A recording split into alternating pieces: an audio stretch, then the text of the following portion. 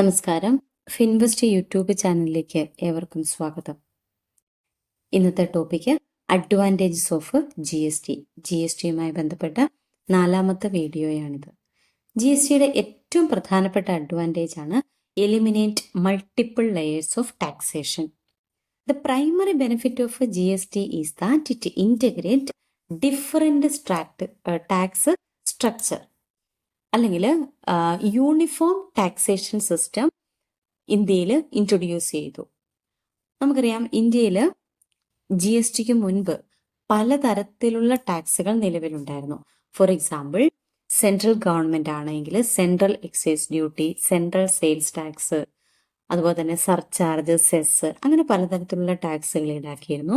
State government ആണെങ്കിൽ VAT, entertainment tax, luxury tax, sales tax, deducted at source, അങ്ങനെ പലതരത്തിലുള്ള ടാക്സുകൾ state ഗവൺമെൻറ്റും ഈടാക്കിയിരുന്നു, impose ചെയ്തിരുന്നു. അപ്പോൾ ഈ പലതരത്തിലുള്ള ഈ ടാക്സ് സിസ്റ്റത്തിനെ എല്ലാം ഒഴിവാക്കി ഒരു കോമൺ ടാക്സ് സ്ട്രക്ചർ നിലവിൽ വന്നത് GSTക്ക് ശേഷമാണ്. അപ്പോൾ ടാക്സ് റേറ്റിൽ ഒരു യൂണിഫോമിറ്റി കൊണ്ടുവരാൻ, അതുപോലെ തന്നെ ടാക്സ് സ്ട്രക്ചറിൽ ഒരു യൂണിഫോമിറ്റി കൊണ്ടുവരാൻ ഏതിന് സാധിച്ചു? GSTക്ക് സാധിച്ചു. അടുത്താണ് elimination of cascading effect. Cascading effect എന്ന് പറയുന്ന മറ്റൊരു പേരാണ് ടാക്സ് ഓൺ ടാക്സ് എന്ന് പറയുന്നത്. ഇതുമായി ബന്ധപ്പെട്ട ഒരു വീഡിയോ നേരത്തെ ചെയ്തിട്ടുണ്ട്. അപ്പം അത് കണ്ടു കഴിഞ്ഞാൽ വളരെ ഡീറ്റെയിൽ ആയിട്ട് നിങ്ങൾക്ക് മനസ്സിലാകും എന്താണ് കാസ്കേഡിംഗ് എഫക്റ്റ് എന്ന്. എങ്കിലും ഒന്നും കൂടി പറയുകയാണ്. The most significant advantage of GST is the elimination of cascading effect. GSTയുടെ ഏറ്റവും പ്രധാനപ്പെട്ട ഒരു അഡ്വാൻറ്റേജ്, എടുത്തു പറയാവുന്ന ഒരു അഡ്വാൻറ്റേജ്, അല്ലെങ്കിൽ GST ഇൻട്രൊഡ്യൂസ് ചെയ്തതിൻ്റെ പ്രധാനപ്പെട്ട കാരണങ്ങളിൽ ഒന്ന് ഏതാണ്? Elimination of cascading effect. അതായത് ഓരോ സ്റ്റേജിലും ടാക്സ് ഈടാക്കുന്നു, പ്രൊഡക്ഷൻ്റെ ഓരോ സ്റ്റേജിലും ടാക്സ് ഈടാക്കുന്നതിനെയാണ് നമ്മൾ എന്തെന്ന് പറയുക? കാസ്കേഡിംഗ് എഫക്റ്റ് എന്ന് പറയുന്നത്. അപ്പം GST സിസ്റ്റം ഇൻട്രൊഡ്യൂസ് ചെയ്തതിന് ശേഷം നമുക്ക് ഈ കാസ്കേഡിംഗ് എഫക്റ്റ് പ്രിവെൻറ്റ് ചെയ്യാൻ വേണ്ടി സാധിച്ചിട്ടുണ്ട്. നെക്സ്റ്റ് ആണ് സിമ്പിൾ ഓൺലൈൻ പ്രൊസീജിയർ, അല്ലെങ്കിൽ സിംപ്ലിഫൈഡ് ഓൺലൈൻ പ്രോസസ് എന്നും പറയാം. That means the GST regime digitalized various process including registration, return filing and tax payment. അപ്പം registration, return filing, tax payment, ഇതുമായി ബന്ധപ്പെട്ട കാര്യങ്ങളെല്ലാം ഓൺലൈനിലേക്ക് കൺവേർട്ട് ചെയ്തു. ഓഫ്ലൈൻ ഒഴിവാക്കി ഓൺലൈനിലേക്ക് കൺവേർട്ട് ചെയ്തു. അതായത് ഒരു കോമൺ ഫ്രണ്ട്ലി പ്ലാറ്റ്ഫോം ഉപയോഗിച്ചുകൊണ്ട് GSTN, goods and service network എന്ന് പറഞ്ഞിട്ടുള്ള ഒരു യൂസർ ഫ്രണ്ട്ലി ഓൺലൈൻ പ്ലാറ്റ്ഫോം ഉപയോഗിച്ചിട്ടാണ് ഈ GSTയുമായി ബന്ധപ്പെട്ട മുഴുവൻ ആക്ടിവിറ്റീസും വളരെ എഫിഷ്യൻ്റായ രീതിയിൽ കൈകാര്യം ചെയ്യുന്നത്. ഓക്കെ, അപ്പം ഓൺലൈൻ പ്രോസസ്സ് ആയതുകൊണ്ട് തന്നെ നമുക്ക് കുറച്ചും കൂടെ വളരെ എളുപ്പത്തിൽ കാര്യങ്ങൾ ചെയ്യാൻ പറ്റും, സമയം വളരെ കുറച്ചു മതി. ഓക്കെ, ഇതാണ് അടുത്ത അഡ്വാൻറ്റേജ്, സിമ്പിൾ ഓൺലൈൻ പ്രൊസീജിയർ. അവിടെ ഉപയോഗിക്കുന്ന നെറ്റ്വർക്ക് എന്ന് പറയുന്നത് ഏതാണ്? GSTN, goods and service network. അത് വളരെ യൂസർ ഫ്രണ്ട്ലി ആയിട്ടുള്ളൊരു നെറ്റ്വർക്കാണ്. അടുത്താണ് ഹയർ ത്രഷോൾഡ് ലിമിറ്റ്. GSTക്ക് മുൻപ് ഇന്ത്യയിൽ ഇപ്പോൾ ഫോർ എക്സാമ്പിൾ വാറ്റ് ആണെങ്കിൽ 5 ലക്ഷത്തിൽ കൂടുതൽ ടേൺ ഓവർ ഉള്ള ആളുകൾ എന്ത് ചെയ്തിരിക്കണം? വാറ്റ് പ്രകാരം രജിസ്റ്റർ ചെയ്തിരിക്കണം. അതുപോലെ തന്നെ സർവീസ് ടാക്സ് ആണെങ്കിൽ 10 ലക്ഷത്തിൽ കൂടുതൽ ടേൺ ഓവർ ഉള്ളയാൾ രജിസ്റ്റർ ചെയ്യണമെന്നാണ് റൂള്. അതേസമയം GST വന്നപ്പോൾ രജിസ്ട്രേഷൻ്റെ എമൗണ്ടിൽ മാറ്റം വന്നു.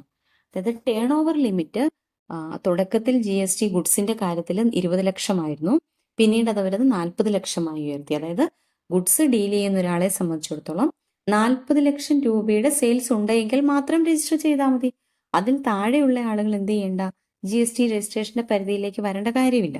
അതുപോലെ തന്നെ സർവീസിൻ്റെ കാര്യത്തിൽ 20 ലക്ഷത്തിൽ കൂടുതൽ ടേൺ ഓവർ ഉള്ള ആൾ മാത്രം എന്ത് ചെയ്താൽ മതി? സർവീസ് പ്രകാരം രജിസ്റ്റർ ചെയ്താൽ മതി. അപ്പോൾ ചെറിയ ബിസിനസ്സുകാരെ സംബന്ധിച്ചിടത്തോളം അവർ ഈ ടാക്സിൽ നിന്നും അവർക്ക് എക്സംഷൻ കിട്ടുകയാണ്.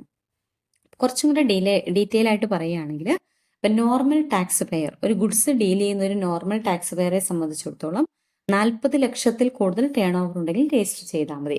എന്നാൽ സ്പെഷ്യൽ കാറ്റഗറി സ്റ്റേറ്റ് ഉണ്ട്. ഫോർ എക്സാമ്പിൾ മിസോറാം, നമ്മൾ സാധാരണ പറയാറുണ്ട് നോർത്ത് ഈസ്റ്റേൺ സ്റ്റേറ്റുകളായിട്ടുള്ള മിസോറാം, ത്രിപുര, മണിപ്പൂർ, അതുപോലെ തന്നെ സിക്കിം, നാഗാലാൻഡ്, അങ്ങനെയുള്ള സ്റ്റേറ്റുകൾക്ക് ഗുഡ്സ് ഡീൽ ചെയ്യുന്നവർ 20 ലക്ഷത്തിൽ കൂടുതൽ ടേൺ ഓവർ ലിമിറ്റ് ഉണ്ടെങ്കിൽ അവർ രജിസ്റ്റർ ചെയ്തിരിക്കണം. അതേപോലെ തന്നെ സർവീസുമായി ബന്ധപ്പെട്ട് 20 ലക്ഷത്തിൽ കൂടുതൽ ടേൺ ഓവർ ഉണ്ടെങ്കിൽ മാത്രം രജിസ്റ്റർ ചെയ്താൽ മതി. എന്നാൽ സ്പെഷ്യൽ കാറ്റഗറി രജിസ്ട്രേഷൻ ആണ്, സ്പെഷ്യൽ കാറ്റഗറി സ്റ്റേറ്റ് ആണെങ്കിൽ അവരുടെ ത്രഷോൾഡ് ലിമിറ്റ് എത്രയാണ്? 10 ലാഖാണ്. അപ്പോൾ ത്രഷോൾഡ് ലിമിറ്റ് വാറ്റ് വെച്ച് കമ്പയർ ചെയ്യുമ്പോൾ ടേൺ ഓവർ ലിമിറ്റ് അവർ ഉയർത്തിയിരിക്കുകയാണ്. അപ്പം സ്മോൾ ടാക്സ് പേയേഴ്സിനെ സംബന്ധിച്ചിടത്തോളം GST നിന്നും അവർക്ക് എക്സംഷൻ കിട്ടും. അടുത്താണ് കോമ്പോസിഷൻ സ്കീം. കോമ്പോസിഷൻ സ്കീം എന്ന് പറയുന്നത് സ്മോൾ ബിസിനസ്സിനെ ഉദ്ദേശിച്ച് ഇൻട്രൊഡ്യൂസ് ചെയ്തതാണ്. Okay, so GST introduced the composition scheme for small tax payers. അതായത് 1,50,00,000 താഴെ, അല്ലെങ്കിൽ നോർത്ത് ഈസ്റ്റേൺ സ്റ്റേറ്റ് ആണെങ്കിൽ 75 ലക്ഷത്തിൽ താഴെയുള്ള ആളുകളിൽ നിന്നും, അതായത് അവർക്ക് GSTയുടെ ഭയങ്കരമായിട്ടുള്ള ഫോർമാലിറ്റിയിൽ നിന്നൊക്കെ ഒരു എക്സംഷൻ കൊടുക്കുന്നതാണ് കോമ്പോസിഷൻ സ്കീം എന്ന് പറയുന്നത്. പിന്നീട് ഇത് വളരെ ഡീറ്റെയിൽ ആയിട്ട് വരുന്നുണ്ട്, അപ്പോൾ അത് എക്സ്പ്ലെയിൻ ചെയ്യാവുന്നതാണ്. ഇപ്പോൾ ഇത്രമാത്രം ഓർക്കുക, GST കോമ്പോസിഷൻ സ്കീം ഇൻട്രൊഡ്യൂസ് ചെയ്ത് ആരെ സേഫ് ആക്കുന്നതിന് വേണ്ടിയിട്ടാണ്? സ്മോൾ ടാക്സ് പേയേഴ്സിനെ സേഫ് ആക്കുന്നതിനാണ്. അതായത് അവർക്ക് എന്താ പറയുക, this eases the tax burden and administrative complexities. അവർക്ക് ഉണ്ടാവുന്ന ടാക്സ് ബേർഡനും അതുപോലെ തന്നെ tedious ആയിട്ടുള്ള അഡ്മിനിസ്ട്രേറ്റീവ് വർക്കുകളൊക്കെ ഒഴിവാക്കി കൊടുക്കുന്നതിന് വേണ്ടിയിട്ടാണ് ഈ കോമ്പോസിഷൻ സ്കീം ഇൻട്രൊഡ്യൂസ് ചെയ്തിരിക്കുന്നത്. ഓർക്കുക, ഇതാർക്ക് മാത്രമേ ഉള്ളൂ? സ്മോൾ ടാക്സ് പേയേഴ്സിന് മാത്രമേ ഉള്ളൂ. അടുത്താണ് major boost to the make in India initiative. നമുക്കറിയാം, ഇന്ത്യയിൽ നമ്മുടെ പ്രധാനമന്ത്രി മേക്ക് ഇൻ ഇന്ത്യ ഇൻട്രൊഡ്യൂസ് ചെയ്ത് 2014 സെപ്റ്റംബറിലാണ്.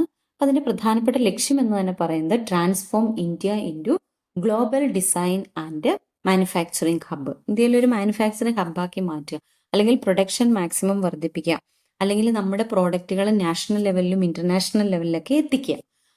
അതിലേക്കുള്ള ഒരു ബൂസ്റ്റ് ആണ് ഇത് GST എന്ന് പറയുന്നത്. അപ്പം ടാക്സ് മാക്സിമം കുറയ്ക്കുന്നതുകൊണ്ട് തന്നെ നമുക്ക് എന്ത് ചെയ്യാൻ പറ്റും? അല്ലെ, യൂണിഫോം ടാക്സ് സ്ട്രക്ചർ ആവുന്നത് കൊണ്ട് തന്നെ, കോമൺ ആയിട്ടുള്ള ടാക്സ് സ്ട്രക്ചർ നിലവിൽ വന്നതുകൊണ്ട് തന്നെ ടാക്സിൽ മാക്സിമം കുറവ് വരികയും ആളുകൾ എന്ത് ചെയ്യും? കൂടുതൽ പ്രൊഡക്ഷനിലേക്ക് കടക്കുകയും നമ്മുടെ പ്രോഡക്റ്റുകൾ നാഷണൽ ലെവലിലും ഇന്റർനാഷണൽ ലെവലിലൊക്കെ എത്തിച്ചേരാൻ വേണ്ടി ഹെൽപ്പ് ചെയ്യുകയും ചെയ്യുന്നു.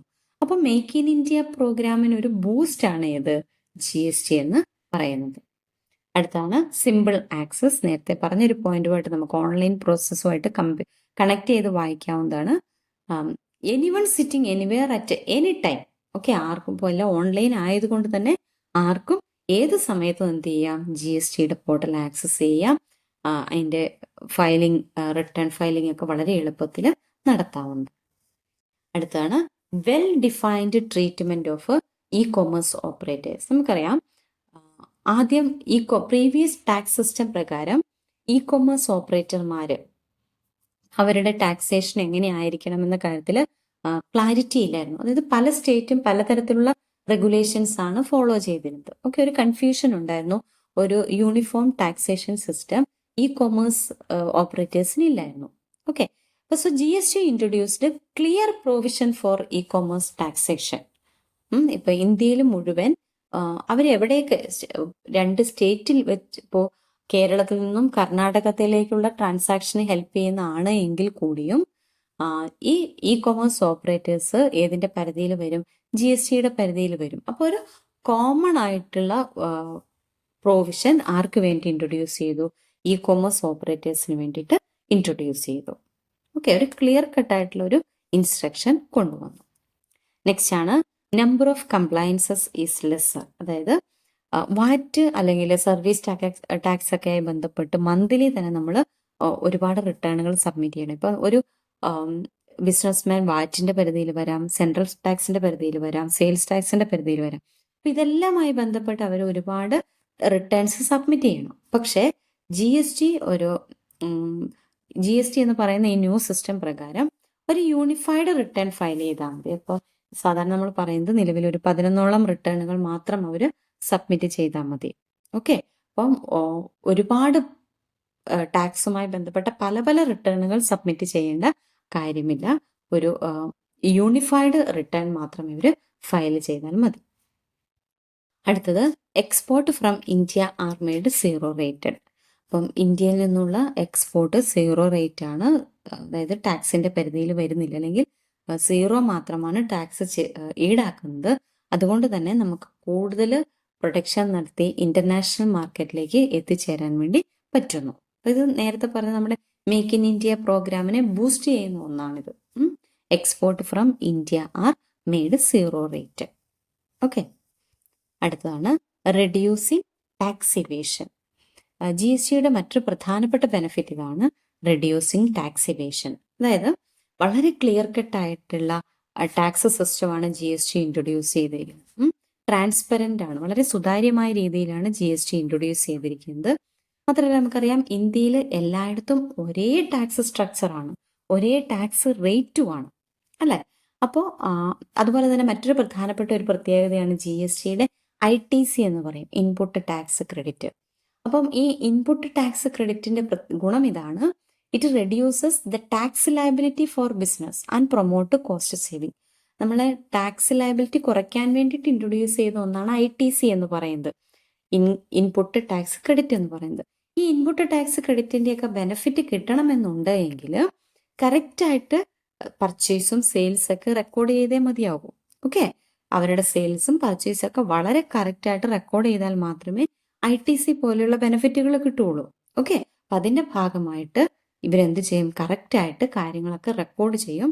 അതിലുപരി ഗവൺമെൻറ്റിന് GSTയിലൂടെ കറക്റ്റായിട്ട് ടാക്സ് കളക്ഷൻ, മറ്റേത് സിസ്റ്റത്തിനേക്കാളും കറക്റ്റായ രീതിയിൽ ടാക്സ് കളക്ഷൻ നടത്താൻ വേണ്ടി, അതായത് കൂടുതൽ റവന്യൂ കളക്ട് ചെയ്യാൻ വേണ്ടിയിട്ട് ആർക്ക് സാധിക്കുന്നുണ്ട്, ഗവൺമെന്റിന് സാധിക്കുന്നുണ്ട്. അത് വേണമെങ്കിൽ മറ്റൊരു അഡ്വാൻറ്റേജ് ആക്കി തന്നെ പറയാം, എൻഹാൻസ്ഡ് ഗവൺമെന്റ് റവന്യൂ. ഗവൺമെന്റിന് അവരുടെ റവന്യൂ, നമുക്കറിയാം ഗവൺമെന്റിനെ സംബന്ധിച്ച് അവിടുത്തെ ഏറ്റവും പ്രധാനപ്പെട്ട റവന്യൂ എന്ന് പറയുന്നത് ടാക്സ് ആണ്. ഈ GST ഇൻട്രൊഡ്യൂസ് ചെയ്തതിലൂടെ ഗവൺമെന്റിന് നല്ല രീതിയിൽ ടാക്സ് കളക്ഷൻ നടത്താൻ വേണ്ടി പറ്റുന്നു. അതെന്തുകൊണ്ടാണ്, ഈ ടാക്സ് ഇവേഷൻ പോലെയുള്ള ഓപ്പർച്യൂണിറ്റികളൊക്കെ മാക്സിമം റെഡ്യൂസ് ചെയ്തുകൊണ്ടാണ്. ഓക്കെ, അപ്പോൾ വേണമെങ്കിൽ 12ാമത്തെ ഒരു അഡ്വാൻറ്റേജ് ആയിട്ട് നമുക്ക് എൻഹാൻസ്ഡ് ഗവൺമെന്റ് റവന്യൂ എന്ന് പറയാം. അപ്പോൾ ഇത്രയാണ് GSTയുടെ പ്രധാനപ്പെട്ട അഡ്വാൻറ്റേജ് എന്ന് പറയുന്നത്. Thank you.